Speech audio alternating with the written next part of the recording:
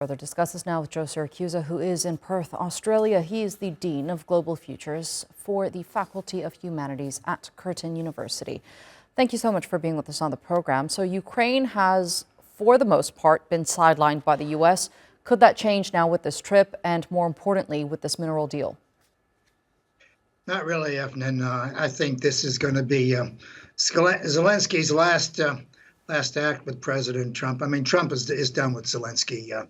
Trump's main concern here is bringing the Ukraine war to a close by resetting with the Russians. A couple days ago, President Trump wanted $500 billion from this guy to pay over the costs of America's cost into the war, and it left a very bad taste. I mean, this looks like well, it looks like corruption, actually. So the second agreement, the contract that went out, draft contract went out and said that President Trump and America will take half of Ukraine's future monetization of critical minerals, that's the rare earths, and gas and oil. So this might even add to up to more than $500 billion, might add up to $1 trillion, as the president actually said in your package. And the other thing is this, Efnan, there's nothing new under the sun here. In 1934, the Johnson Act was passed,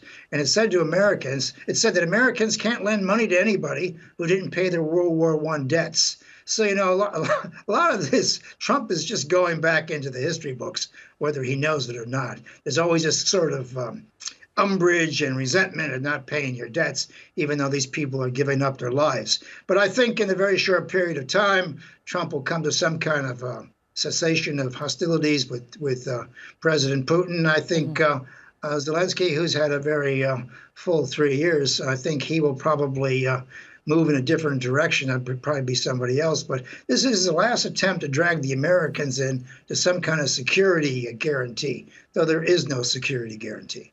Well, it seems like we're seeing history repeat on many fronts, especially when it comes to making concessions. From Trump's rhetoric, there seems to be this understanding that when it comes down to it, Ukraine, it's going to have to give up some of its land.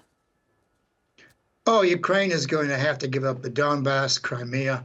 They're not going to get anything back. All they're going to do is get out of this is mostly Western Ukraine, and Putin won't be asked to give up anything. Because I like to say, when I'm talking about these things, and I write about diplomacy a lot, is that this is about leverage, not about compromise. And right now, the Ukrainians have no leverage. I mean, all they had today were those minerals in the ground. I mean, it's all they could throw at the Americans to get them to do something. But President Putin will get what he wants. I mean, this is astounding for me. I mean, I know that Putin was going to win this war for a long time, but it's astounding to me that he's going to be taken back into the American circle without any reprimand. You know, he gets away with everything here, and the Americans welcome him back into Europe, while at the same time, you know, Americans are saying goodbye to NATO. NATO's finished as a result of the end of this war, or the end of or beginning of Trump. So Ukrainians are going to have to think about how to survive. At the end of the day,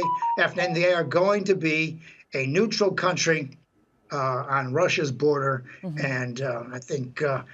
And there'll be no advanced weapon systems on their borders. So, you know, at the end of the day, Zelensky's going to get tomorrow what he could have had 3 years ago, except the Ukrainians decided to fight like hell and defend their security and their dignity and territorial integrity. And so today they've got to yield to Donald Trump's economic coercion in the hopes of keeping the Americans in the region. Political analyst Joe Siracusa, it's always a pleasure speaking to you. Thank you so much for joining us. Thank you.